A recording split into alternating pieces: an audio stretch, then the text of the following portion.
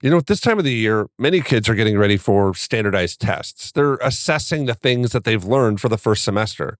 Well, there's some new guidance from the Department of Education on standardized tests, how they should be executed and rolled out, because many times this can lead to dark places for kids who are tested in ways that they don't have muscles for. And as parents, how should we walk our kids through times where they feel less than? This can be a dark place. But Dr. Kathy has some important insights today, and we're going to turn to her now. Don't be afraid of the dark. Be careful with stars. Not every light is gonna guide you, baby. Not every light is gonna guide you. So, Dr. Kathy, U.S. Secretary of Education Miguel Cardona is urging states to ditch their fill in the bubble and short response tests and work to create a new breed of rich assessments, he calls them, by taking advantage of long-standing but little-used federal flexibility. In announcing the changes to the program known as the Innovative Assessment Testing Pilot that was designed to encourage states to develop and deploy a new generation of state tests, Cardona acknowledged that the current crop of tests has considerable limitations. Tests can guide instruction and steer resources to academically floundering schools. But unfortunately, and these are his words now, quote, unfortunately, as we've heard too often from educators, parents, and students, our collective approach to assessment has not always met the mark, end quote. The secretary wrote that in a November 20th letter to the nation's chief state school officers. And now this pilot is being rolled out. So, Dr. Kathy, what are your thoughts about kind of what Mr. Cardona is talking about here, about specifically kind of tests in schools for kids? Are these standardized tests good, bad, or just misunderstood and poorly executed? That's such an interesting question. I would say bad and also not understood and probably incorrectly executed. Sounds pretty arrogant for me to have such a strong opinion. What we're doing in our schools is assessing information. And you and I know, and everyone else listening knows, information doesn't change anything. And one of the reasons that our children are satisfied with sound bites and satisfied with info with no reference of what it really means and no, quoting the source, who cares about that? The reason they're satisfied with that is the schools have taught them that that's all that matters. There are test questions like, what color is George Washington's white horse? And I didn't make that up. That's a real test question. Oh my goodness. So there are real struggles here. And I could say more, but I bet you're going to ask some other questions I can answer.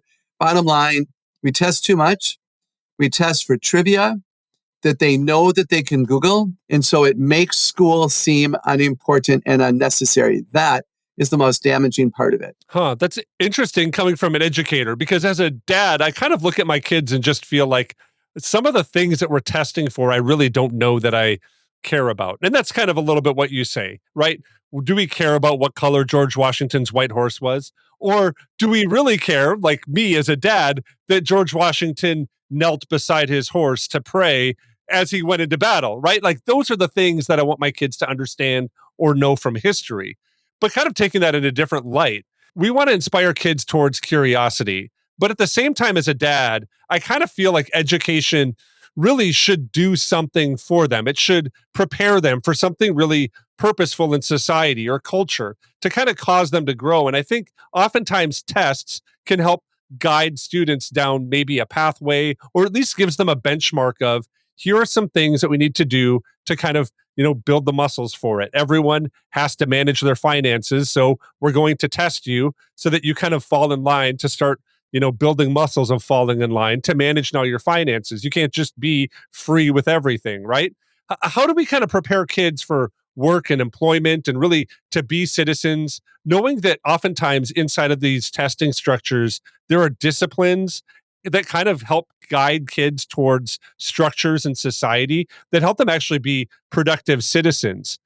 I kind of ask that knowing that I really love creativity and helping my kids be kind of who God's created them to be. But I do think that there's something about structure that we should kind of turn to, right? Don't tests kind of do that and guide us in that? What would you say to that? It's fascinating. That's what I'll say. I think it's fascinating. We have got to do a better job of asking kids the bigger questions.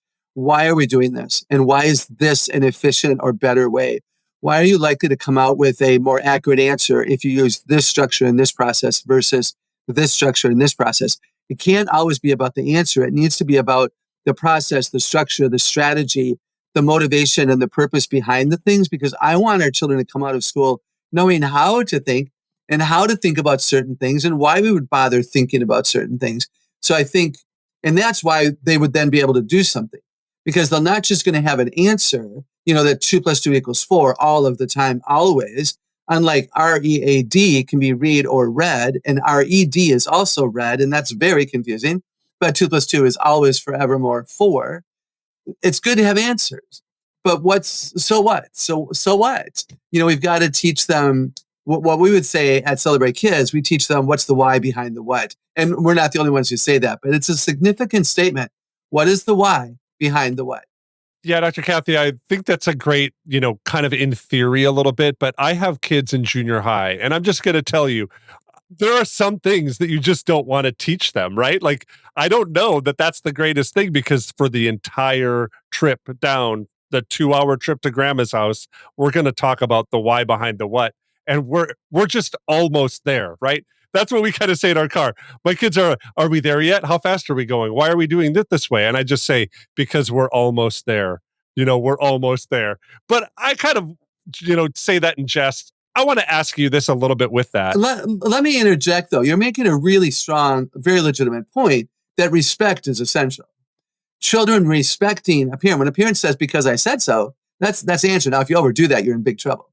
So I love what you and your wife are doing. I think that's super fun. So there has to be respect both directions for any of this to work out. Yeah, totally. And I don't know if mine is really respect or kind of annoyance. Sometimes as parents, we just get over it gets over my height a little bit, and I need to kind of find a better way to deal with it. So I'll just say I need to do better job of respecting as well. I think both sides are kind of at fault there. But I do think that when we kind of look at this, though, with our kids too, there is a reality of the smarts. I will say this, your book, 8 Great Smarts, was really influential in how we approach, especially one of our middle children, because, and I like that I get to say that, right? One of our middle children, right? Like, how cool is that? That's just such a blessing. But one of our middle children thinks in logic smarts, and neither of my wife nor I are wired that way.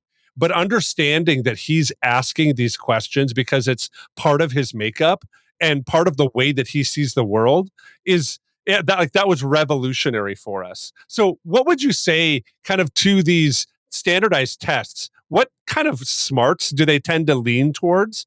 And if your kid isn't kind of in that, what should we kind of know, and how should we approach them, knowing that there might be a smart that's not really graded or tested by standardized tests? Such a good point. Such a good question. It's almost always word smart. Word smart people think with words, and they tend to have a mind for trivia because words matter and resonate, and they remember them. They think by reading and writing, speaking and listening. And of course, those are the 4 major things that go on in most school situations from, preschool all the way up to graduate school. So word smart people tend to do better. Logic smart, because they can think through, okay, this question is asking for a cause-effect relationship. This question is asking me to make a comparison. This question is asking which is the largest, so I know this is the wrong answer. Whereas kids who don't think with what we call those school smarts are going to be really at a disadvantage. One of the things that I do when I do teacher training on this is you cannot just teach to all 8 smarts. You must assess to all 8.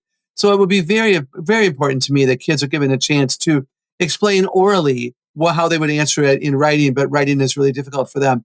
To talk out loud about how they would solve the problem, even if they can't explain it in writing, because the handwriting and the spelling and the grammar is just overwhelming to them.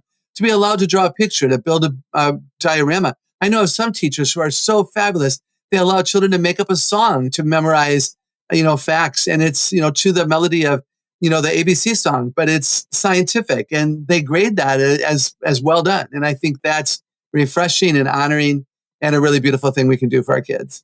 Yeah, Dr. Kathy, I do too. And to close, I kind of want to ask this big question, because at least for me, when I was taking these assessments, I would always walk out of there feeling a little bit less than, because like you said, it doesn't really, speak to the way that I see the world. And I'm not really drawn to answer a lot of those questions. I think that trivia really is trivial, and I don't know what it plays in my life. I wrestle with that. I think sometimes kids can see assessments oftentimes within that as kind of value or worth on how good they are at school, and they spend a significant amount of time at school, right? I mean, somewhere upwards 8 to 10 hours a day, depending kind of on where they're at, right? What what is a good way for us to approach the view of these tests with our kids? And what would be some important points to touch on as we're talking to our kids about these tests and school and learning, and maybe even the muscles that they have for life? One thing that comes to mind is I love telling people that, or I love telling children and young adults that the purpose of school is to get them ready for life, not to get them ready for more school. And that's a really important perspective that I think brings to bear with some of the things you're saying about big picture learning and can they, problem solve, or do they just know the answer? So I think that's maybe something to talk about. I think one of the tragedies is that some children think that the result is their worth, not just their intellectual ability, but their worth. And so they know that they struggled. They know they got done slower than somebody else, and they walk out of the room feeling less than. They don't just feel stupid, I hate that word, but they just don't feel as good as in general. And I think that's really tragic. And we got to help them understand that much of the world doesn't care what they do, how they do on those tests. There are many ministry opportunities and jobs and relationships they can have that will be flourishing and beautiful, and they don't have to do well on those assessments. I think that's key. I frankly didn't do all that well on standardized assessments, and I haven't earned a PhD. It is a limited way of testing really short-term memory, and not all of us are good at that. I think a very important thing for moms and dads and teachers and aunts and uncles to do is to tell kids that this assessment is critiquing or judging or evaluating how much you have potentially learned this year. It is not a test of how smart you are or how you are smart. It is not a test about how you compare to others. It really is a test of evaluating how much you have retained that you have had an opportunity to learn this year. So don't worry as much as you might be. And I'll say one more thing, and you can take this or leave this. It is largely an assessment of how well teachers have done. And I don't say that lightly. I have good friends in the educational system whom I dearly love.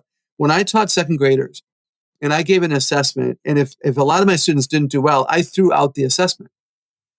I figured out that if 3/4 of my kids did not know the answer to number 2, if I made up a fun little quiz about railroads, I threw out question 2 because clearly it was not asked well, or I didn't teach that as well as I thought. At the university, when I was a professor, I gave quizzes and tests only the first semester, then I never did it again. And I was there for 7 years. And I didn't do it because it short circuits learning. Kids are now learning and thinking and remembering for an assessment. I want them to think and learn and reason and remember so that in 2 years they can go do what I've taught them to do when they're an actual teacher in front of a group of kids. So we have to be very, very careful. There's a passage out of 1 Peter chapter 2 that really speaks to me in these times when I feel like the tests of life are overwhelming. It comes out of 1 Peter 2, and I'm going to begin reading at verse 9. But you are a chosen people, a royal priesthood, a holy nation, God's special possession, that you may declare the praises of him who called you out of darkness into his wonderful light. Once you were not a people, but now you are the people of God. And once you had not received mercy, but now you have received mercy. This passage in 1 Peter comes after Peter really encourages the church not to be people who only crave kind of spiritual milk. And then he also talks about Jesus being the stone that the builders rejected, but at the same time, the cornerstone of the spiritual house, not only of God, but also of individuals, that God is really laying a stone in Zion, a chosen and precious cornerstone on which he's going to now build the salvation for all the people.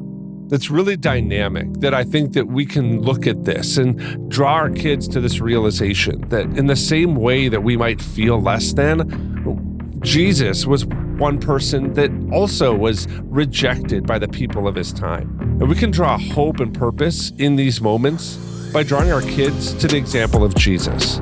And I think doing that is going to be a bright light that's going to cut through the darkness of these times. I want to thank you for listening to the Celebrate Kids podcast in this, our daily segment, Face in the Dark. On behalf of Dr. Kathy Cook, my name is Wayne Stender, and I want to say thanks for listening, and we're looking forward to seeing you here again tomorrow.